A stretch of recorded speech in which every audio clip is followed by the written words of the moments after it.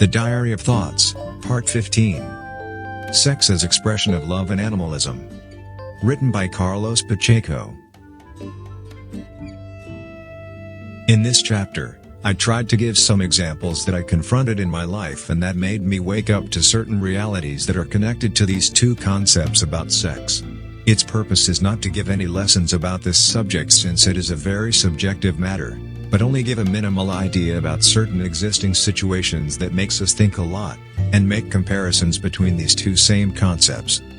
Far from pretending to be a professor or deliver a lecture in this domain, I only based myself on my relationship with my wife that was grounded on a very pure platform of feelings. It lasted 46 years with all ups and downs that are common to every couple, until the moment she passed away. As any other subject referred to in this document, sex is a common element of life. First of all, we're all here due to sexual relations, as any other animal species on this planet. We can say that sex is at our origin. Sex is related to our roots and instincts as primal beings. As evolution of the human being implied the creation of moral values, the act of sex became the object of critics and judgments according to individual perspectives, society's patterns and rules along with religious beliefs. In most of the cases, misunderstanding was at the origin of all those critics and judgments about what it is and what it represents. Let's not forget that sex is at the origin of one of the oldest professions in the world, if not the oldest, as prostitution is practiced everywhere in the planet, since ancient times. At this point, I have to mention the word hypocrisy when I assist to judgments made by society and regarding that profession. In fact, I've more regard for an assumed prostitute than a fake housewife that is cheating on her husband, which happens a lot in high society, even in royalty, which means that these two social extremes aren't as different as that of the rest of the existing social pyramid. At least, the ones that are showing their faces and paying a high price for practicing that profession are more honest than all the other ones packed up together. Let's explain my point of view as saying that prostitution is one of the most honest professions that we can find, taking into consideration the risks and related courage implied on that posture in life, as well as all the elements that condition and manipulate this specific sphere of society. Better start by eliminating the causes of prostitution instead of judging prostitution itself. Sex also can demonstrate at what point some people have their ghosts, complexes and individual concepts about this normal fact of life. After all, it's life that gave us the faculty of reproduction to give the necessary continuity to our existence as a species. If continuity of the human race were only based on love between people, the world population would be restricted to a few million. That can eventually represent the original goal of creation by putting the human being on this planet, but at the same time creating an involuntary conflict between intelligent faculties and a primary instinct. That's the reason why there is an existing conflict between flesh and spirit, and feelings. Sex can be originated by genetic or psychological and emotional needs, depending on what point these three elements are developed in each one of us. The genetic component is an essential part that can cause different behaviors, since there is a direct relation between this physical key and the reactions arising out in each one of us. The psychological and emotional elements involve the understanding that has to exist around a sexual relationship along with the emotional component that implies feelings. The accentuation of physical needs in sexual terms represents, in general, people who are more attached to the material than to the spiritual or intellectual areas. But it doesn't always apply, so as there are thousands, maybe millions of intellectuals that raised big families. Wrong notions and images about sexual patterns as to be a macho and how to behave or prove our sexual efficiency were generated accordingly with those behaviors, and caused by people who are conditioned to their genetic sexual needs along with wrong concepts about life and relationships. These false concepts are usually related with ignorance, along with other instincts and wrong values that sometimes generate multiple cases of domestic violence, or emotional abuse. With this, never forgetting that emotional abuse can come from both sides, men or women, since these definitions concern emotions as everybody has them. Domestic violence and emotional abuse can have several psychological origins. Some are originated by a primitive state of individual existence, or then, to hide other sexual non-assumed tendencies or limitations. As mere ignorant, Some people let out all their complexes and frustrations by beating or mistreating their wives and their children, or worse, abuse upon them in some tragic situations. Some human beings are still living in a primitive state without having the degree of knowledge that will allow them to have that consciousness and not being able to evolve in their feelings and soul. Those sexual patterns regulate several macho behaviors and habits that define some patterns and standards, like talking with a loud voice, smoking cigarettes, drinking too much alcohol, and mostly adopting aggressive attitudes.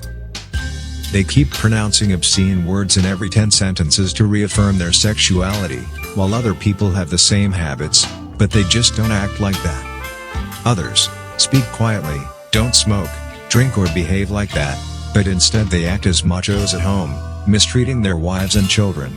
It takes everything to make the world, but it is evident there will always be victims of those circumstances. Another pattern is present when some men try to use their wives to make money, as it often happens in pubs working under a family business, always leading to a tragic end. If the woman is intelligent enough, she will simply leave them, as she is treated like a piece of meat, as mere merchandise. There was a period of my life where I assisted, and to be honest I became too involved in that given situation, and that had a place in this last context. This particular case involved a young woman that already had a tragic past related to sexual abuse by her father's friends, this along with her older sister. In fact, her father used to sell his 2 daughters to his friends. Later on in her life and due to economical reasons, both of them immigrated, and afterward they became separated on their destiny's path by choosing different countries to live and face their difficulties in life. Talking about destiny, some people just have a strange one, as this young woman fell into the hands of a non-declared pimp to whom she married and had 2 children. At a certain moment, this person forced her to behave and dress like a prostitute to attract clients and make more money, regardless of the natural consequences of that fact. As we were close friends, I finally ended up watching a suicidal attempt as a result of this odd situation. In contexts like this one, we can verify that for some men, the role of their wives isn't mattered, if they satisfied them sexually and brought the money home no matter how. Later on, she had the courage to leave him, as she finally found someone that could compensate her for all that sufferance she had since a tender age and that took care of her and her 2 children. Today she is living a happy life along with her real family. Of course, we also have to consider that there are some couples where the husband likes his wife being admired and desired by other men, always denouncing a total lack of respect, as they consider them as a simple piece of meat. In most cases having sexual problems themselves and putting their fantasies in motion while watching other men trying to take advantage of that situation. In this particular case, I call those people non-assumed pimps using their wives with no consideration, and at the same time hiding their sexual frustrations or inability and pretending to be machos while doing so.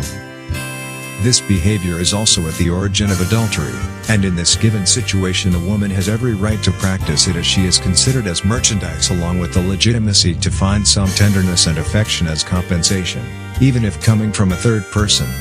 Here again, we locate the obstacle created by religion and its related values, almost forbidding some women to divorce their husbands, no matter what kind of sufferance they can eventually endure in their lives. Other couples practice that same method to create the necessary sexual motivation to wake up their sexual instincts, being this particular situation a target of mutual consent, which is an entirely different situation. Since this agreement is present, both of them become accomplices, and they both like it or consent to it. These kinds of contexts don't last for long, as there are risks implied when we play with fire, and at that moment, one of them start hating the other person, and sooner or later, they end up apart. In this second context, this might mean that the couple lost their sexual harmony, and always need a third element to interfere, creating the sexual ambience to reacquire that sexual balance or sexual motivation between them. Let's be clear that in these cases, the third element is just necessary to create this mentioned ambience, and not forcibly practice it in any other way, in spite of the fact that every situation is possible in this context. The mutual existing factor between these two contexts is the absence of the necessary feelings that would have to prevail against natural instincts that take place. When feelings of love aren't robust enough to replace that kind of search to an answer for their problem, it means that we have to change our lives. That's all, and as simple as that. Certain cultures openly accept this deal in practical terms, the reason why in some countries, for instance, it is considered as normal to change mates on a temporary basis, which often happens between married couples. Everything has a particular pattern, and there are also several sexual patterns. Among those sexual patterns, there are cases of non-assumed homosexuals, perverts, distorted minds as pedophiles, and other different forms of non-assumed sexual tendencies and practices as incest and sodomy. They behave as simple apes, which define their primitive state. There is a declared war between some patterns when the so-called machos start discriminating, even insulting everyone that doesn't have that same attitude, while sometimes when they have that non-assumed problem or inability and are wearing just a mask. On the other hand, wrong concepts of personal freedom and liberty of expression were adopted by homosexuals as a form of protection and survival against the official system imposed by society, since it discriminates them. This conflict is a far-reaching problem, as nobody has to be discriminated by what they are, as long as they don't interfere with the life of others. Respect for each people's lives and options is a crucial word in the dictionary, but some people become illiterate while ignoring it. These different situations can create a social problem that has to be understood by both parts and handled in a proper way, based on that same word, respect. In reality, to be a homosexual doesn't avoid that this particular situation will be considered and treated within a specific context adapted to that reality. It's not the question to say that a homosexual doesn't have the same civil or human rights, but just say that their rights have to be adjusted to that circumstance, as it happens with multiple different contexts. Let's be clear that it's not that I have something against homosexuals, but I truly think that we were all born from a natural balance of nature that gave the human being the faculty to love each other respecting both sexes, as we all came from that origin. Contradicting that fact would be too illogical, so I think there is no discussion possible about this reality that has to be understood in a positive way with a total absence of rejection or discrimination. A relation between a man and a woman is the source of our existence and not something different. Any other pretended explanation or justification presented to contradict this fact is purely and merely irrational and dishonest. Any different concept only represents a relationship developed under a different emotional and physical basis, as a matter of choice that has to be accepted and respected. Also, we have to admit that homosexuals aren't guilty of being born that way, and they have a high price to pay in society, as absolute incomprehension from other people around predominates and discrimination is practiced. Some individuals cannot accept that we're all different from each other, and ignore the respect involved in that particular context. Disrespect coming from both sides and concerning these specific circumstances is present in daily relationships, and aggression is manifestly practiced by frames of society that normally have extremist behaviors and complete absence of the necessary comprehension to accept this particular situation. The misunderstanding about this specific context in society is flagrant. The abuse of both parts while standing for their different positions creates social conflicts that are extended to other areas, as the professional one for instance, and due to their opposite states of mind and everything that is related to each different value. The famous movie with Tom Hanks, Philadelphia, shows us how society reacts to a social problem coming as a consequence of homosexual practices such as AIDS, forgetting about human rights and even putting at stake the whole moral balance of society that was supposed to exist. This context represents a significant problem because it touches a very sensitive subject, a reality, and for some people it accounts for a ghost that lives within them, but it is simply called sexuality. This mixing of values to sustain certain positions and rights from both sides sometimes leads to situations of perfect abuse of children's rights when these last ones are asked to join a couple of homosexuals, independently from their sex. Love, tenderness and affection are an essential need for every single child, but we also have to consider that first of all, they have to learn all those feelings coming from a natural man-woman environment. They have to be able to understand the difference between them and the different roles of a father and mother relationship, still being able later on to make their choices, which is their right. The emotional and psychological consequences to children living in that kind of context would have ultimate and severe results regarding their sexual formation, and attribution of relative individual social and sexual values in their lives. In reality, a father has to be a man, and a mother a woman. Love and tenderness and affection are not placed in any different context from this one. though still being fundamental in both cases. In this regard, we can also verify at what point children are an object of every kind of judgment or decision coming from adult conventional or unconventional areas of society. It's my opinion that this represents a mixing of values between individual self-concepts and pretended rights that in the end contradicts all the existing human rights, since children are not a merchandise to decide on. In a more serious dimension and taking as a basis the sexual deviations that make part of each different tendency around the planet, we can relate nowadays to an increased number of pedophile scandals. Those situations involve certain religions, affecting and contradicting at the same time everything that it represents regarding religious formation and education. Children are being considered as simple merchandise in these two different contexts. I just had to mention this specific situation since the lives of children are at stake, even their dignity. It's important to be clear about the fact that no discrimination is intended by writing these words, as they are neutral and objective regarding the analysis of this specific context about children and their future. We can see that children are victims from both sides of these two different frames of social life, and that frightens me as I am a father of a beautiful daughter. Considering the love, tenderness and affection that have to be directed to every child, there are solutions based on reliable social platforms without putting them at the mercy of decisions that can harm their future and personal formation and sexual education. Those demands are coming from frames of society that mostly defend their points of view concerning this particular subject, instead of finding rational solutions to help them.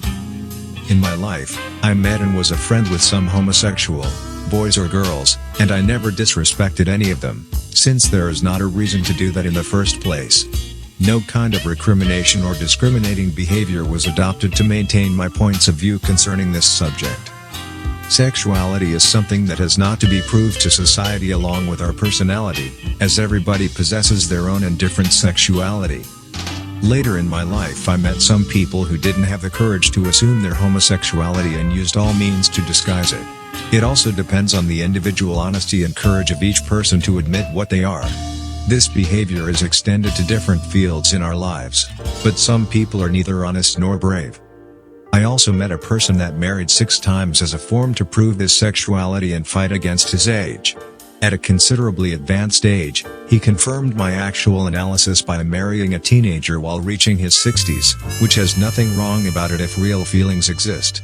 He ended up by divorcing and finally getting back to one of his ex-wives of his age, which proves that when we are fighting against some obstacles that we create ourselves, we'll wake up to reality sooner or later. Another proof that there are lots of people living out of reality is represented by the fact that there are millions of cases where, in marital relationships at their intimate level, where women pretend to have sexual pleasure while living with companions that they simply don't love. In fact, they are not loved in return, or they are just mistreated. It's a pleasure to make love to someone you love when you receive the same love in return. The search for happiness through the practice of self-sexual conceptions and its related ghosts and fantasies, leads manifestly to a state of frustration, as happiness implies feelings of love, affection and tenderness. Some people are just not able to share or understand these fundamental capacities of our spirits called feelings. Sexuality can also become the object of deprivation and madness, leading to criminality and self-degradation. Sadistic communities and their sexual practices are the mirrors of that sad human condition. It corresponds to an individual sick state of mind and an absolute degradation of the spirit that some people unfortunately have. Love and hate are commonly mixed with all those individual sexual evaluations, defining that even that natural instinct depends on a personal and particular state of mind. Sex also means and implies pleasure. Pleasure doesn't mean necessarily happiness, but certainly this last one brings more pleasure if it's based on pure feelings. Sex frequently happens in some moments of our lives while happiness can last forever. Sex can bring a form of love expression to its highest peak, extending the moments of those sexual relations that make part of life. Sex implies emotions and feelings. This domain of sexuality is elevated to a higher level since love and affection are an intrinsic component of that sexual act. This fact also represents the difference between sex as an expression of love and an expression of animalism. At that higher level, sex has another meaning, as it represents the union of two souls that have feelings for each other. Feelings of love, affection, and even friendship. This meaning makes the difference between human beings making love and animals procreating. Even animals love each other in their way. Also, this level implies commitments that are related to feelings of love and friendship. Loyalty and trust are constant elements in that kind of relationship and also extended to other ones. Adultery is sometimes nothing more than the contradiction and conflict between animal instinct and human feelings, never forgetting that adultery is always at the core of other eventual existing circumstances implying the life of a couple. Physical or emotional abuse can be at the origin of this behavior along with other multiple situations that would have to be examined in each specific context. Once again, moral values are present, and if love is there, the relationship prevails in any circumstance, as sometimes adultery is only escaping to some existing sad realities coming from domestic violence or simple misunderstanding about the other person's needs. Let's not forget that this conflict between flesh and soul can originate lots of problems, namely a change of behavior extended to psychological and emotional fields. Some people are not able to surmount the lack of sexual activities by the fact they are physically conditioned to this need. Others need it along with existing feelings that are fundamental to obtain a stable relationship. Other problems are related to psychological traumas and inhibitions caused by multiple factors when our mate doesn't react according to our sexual needs, which means once again that a sexual relation has to correspond to a natural balance based on feelings of love. If love is there, all those obstacles will be surmounted. Another obstacle that some people created themselves is based on religion, and here again we are talking about some absurdities and distorted ideas brought by the ones that did want to control society instead of explaining sex and feelings in the way they are expressed. There is nothing sinful related to sex. Sex is beautiful as an expression of love or can be obnoxious as an expression of deprivation and madness. Sex is not a sin, but an expression of feelings while placed in its right context. To our eyes, sex can be seen as beautiful, but also ugly, depending on the way to exercise it. Media and marketing use sex images to sell their products, mostly without any respect for the dignity of women and what they represent in society. Sexual tastes and practices are diversified, as some women and men like to be beaten or mistreated, while others like to have sexual comfort along with feelings of love, tenderness and affection. Sex can be demonstrated by a simple glance towards someone. Flirting can become a form of having sex. One day I wrote a small poem where I defined some concepts and ways to flirt, establishing the differences between several types of flirting. Flirting also implies our state of mind, our character, our values, principles, even our education and formation as human beings, not to mention the limitations caused by religion regarding this matter. The following poem expresses all these elements to which we are all submitted. Hank Bukima, master of the spoken word, reads from the Diary of Thoughts poems. Written by Carlos Pacheco. You can flirt. You can flirt with disaster, with catastrophe. It's your choice, the sound of your inner voice, your will. You can flirt the dirt or the illusion. It will stay just a confusion in your mind. You can flirt with a friend in a good way, as long as they stay aware that you don't care, that it is just a joke, just a poke that makes part of life. You can flirt with life, but she can kill you with her knife, as she was not respected. You can flirt with respect, with no regret about your words, your gestures, your look, still, your eyes being pure. You can flirt every time you want, as flirting can be practiced without hurting, without blessing, while addressing a compliment. A flirt. I think that this is a helpful definition about flirting and some of the aspects that are implied with that word. Flirting can become a very dangerous game if we don't know how to handle it properly, meaning that there is the good and bad flirting. In fact, we can find ourselves mixed with situations that we'll never be able to control, neither tell the ones we love the most afterward. Always assure that your marital life will be an eternal flirt in the first place. In fact, if we flirt at home, it means that the fire is still alive, and we simply don't need not even think to flirt with somebody else in the first place. We cannot afford to play with someone's feelings, as, if the first recipient is acting as a game, the second one can consider it very seriously and finally gets hurt. In the same perspective, let's say that flirting is at the origin of abuse and rape when the second recipient acts in the same sense as the first one without regarding any feelings nor respect, as they're not simply there, they don't exist. Everybody remembers the political sex scandal that occurred between President Bill Clinton and Monica Lewinsky, and maybe that was at the origin of a bad flirting in the first place that later on became allegations of sexual contact, as the latter wasn't the logical result of that attitude. I observed several cases of attempted abuse concerning colleagues and friends of mine, the reason why I'm writing about this subject. We can always flirt as it makes part of life and because life is constantly flirting with us in a certain sense. But we can flirt and at the same time create a necessary distance, making the other person understand that there are limits that just can't be forgotten nor disrespected. Most of the time, unfortunately, people create the distance with the ones they shouldn't, and end up losing real friends, mostly when they are afraid of themselves. Flirting makes part of human behavior related to sexuality. If we don't react to that word, it's because there is something wrong with us, as we're becoming machines instead of human beings. Some beautiful people detain that sexuality inside of them without knowing it, but that is continuously expressed through their words, gestures, attitudes and behaviors as a normal way of being. While doing that, they're just flirting without being aware of that, and it is beautiful as it makes part of life in the purest way of human expression, as it is natural.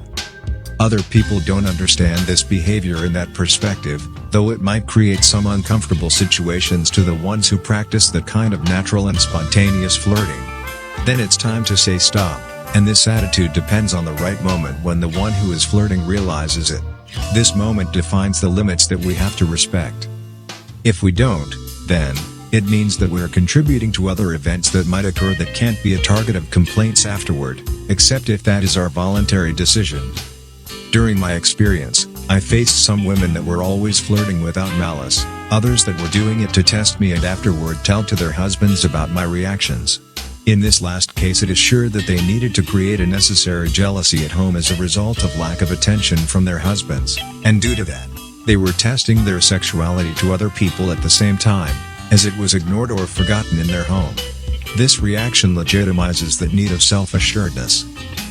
As a result of flirting, I also met some women that pushed the rope to the limit, but finally when the moment of truth arrived, they just couldn't do it, as they realized that it was not what they were searching for after all, and finally complaining to their husbands again.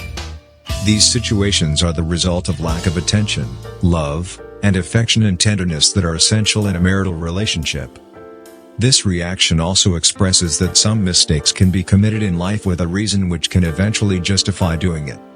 Other cases concern situations when we are blamed, criticized, even insulted if we don't play that game, when finally we are just respecting the other person, sometimes involving feelings that don't allow us to go on. These feelings might concern pure friendship towards other individuals participating in the game, and that has to be considered in the first place.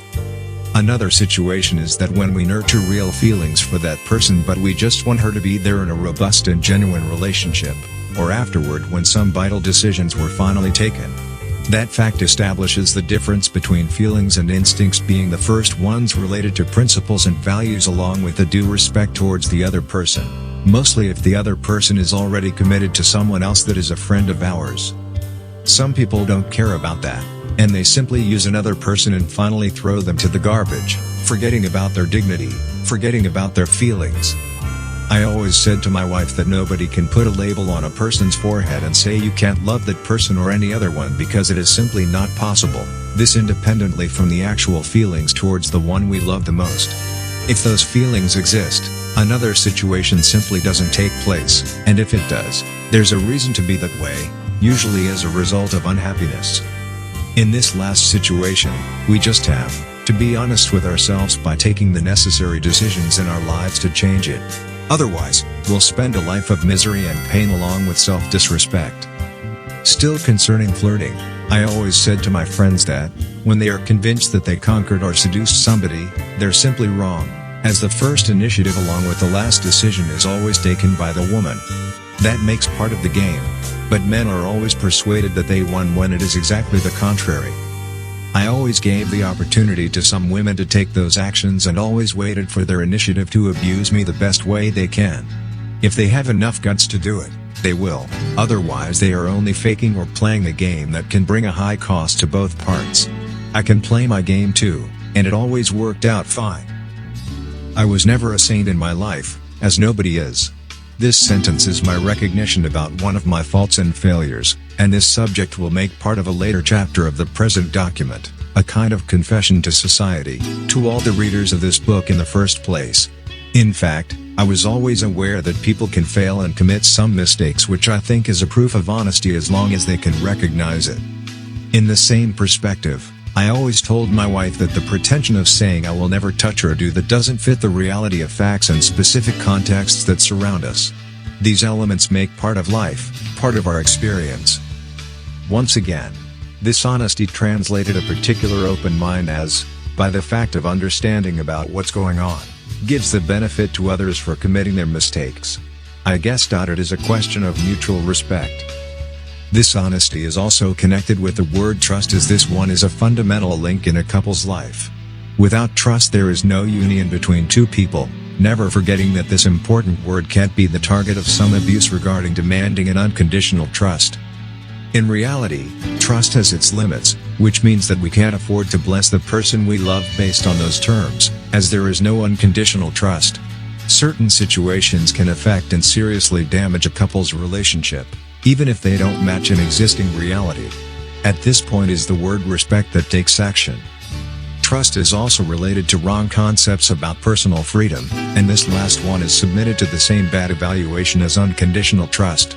Both of them just don't exist at the level of that extreme definition, along with other words adapted to other contexts as total freedom or total democracy and so on. Directly connected to this regard, there is the word jealousy that can be justified or not, depending on the circumstances. There is the legitimate jealousy that comes from feelings of love, and that in some measure is necessary as a manifest that someone cares for us, so we're not only ignored. And there is the stupid jealousy that can utterly ruin a relationship. This feeling also proves that in both cases unconditional trust is a myth, so not applicable, mostly considering and never forgetting that we're all humans, and so we all exposed to failure and mistakes in our lives. We have to realize that our freedom stops at the point when the other person's freedom starts, and this has to be mutual and defining a balance between them along with a due respect for the other person's space. Trust has to be measured, avoiding damaging other people's feelings while in the presence of certain situations that don't make them feel comfortable. If this concerns the person we love the most, then we have to change something, or we're only contributing to ruining our happiness, if it still exists. In this given situation, this only means that we don't love the other person as much as we think we would do, as respect is not present. At the same time, I understand that respect has to be reciprocal, and if it doesn't simply exist from one of the sides, there is no justification at all to expect respect from the other one. Believe me that I knew some flagrant examples in my life that always shocked me, and concerning the definition complete disrespect from certain people towards their wives, their families, and finally their friends. Later on in my life I learned to have no respect for people who just simply don't deserve it, as by the fact of disrespecting others, they finally don't respect themselves in the first place. All this just to tell you that uncomfortable situations don't forcibly implicate the word trust as a neutralizer, as there are elements that can affect our emotional stability and can be extended to other levels of relationship, along with our most precious intimacy and everything that is related to this word. Trust just doesn't play a role in that context. Along with all these different contexts and situations, there is another word called desire that can also damage a couple's relationship. Desire is a word that is not forcibly implied with sexuality. There is the unnecessary desire that is connected with fantasy, and there is the desired legitimate desire that reflects the will to change for better. While being able to identify the difference between both of them, we'll become able to avoid some serious, even stupid mistakes in our lives. Nobody is perfect after all. The reason why we have to be able to forgive each other after discussing existing problems is the only way to solve them and create harmony for ourselves in the first place, and consequently to the ones we love the most. If honesty is present in a person, there will also be the courage to assume his or her mistakes, mainly when it concerns the ones we love. In some contexts where mistakes took place, the greatest proof of respect is to recognize it and discuss it with the one we love, or then to have the courage to change our lives. Never forget that there is a time for words, and there is another time for actions, being these last ones the free decision of each one of us the moment it fits the right context. We just have to be sure about that proper context to avoid delusions, misunderstandings or other serious situations, namely when feelings are involved. As life works in a natural chain of thoughts, behaviors and actions, we are all conditioned to that fact, thinking at the same time that everything is linked, and eventually, some mistakes may constitute a step further in our lives. Just go along with that flow of life and let things happen naturally, mostly when they're based on pure feelings. If real feelings exist, eventual mistakes will be surmounted and the solidification of a relationship will take place much better than before. Otherwise, those people will always live under a false social platform and sooner or later they'll have to make drastic decisions in order to change their lives.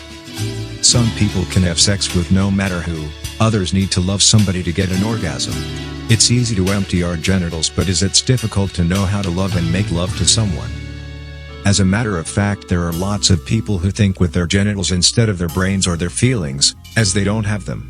They don't imagine that many people are doing exactly the contrary, still achieving a different goal, to share their love and make love to someone who loves them in return.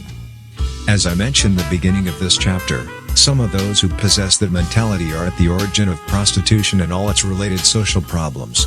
That's why that specific frame of society has to be analyzed at its source and not as its final result, being this one a very sad one as it makes lots of victims living in misery and pain. Let's also not forget that this mentality generates another phenomenon called sexual harassment that is practiced in our daily lives and makes thousands of victims around this planet.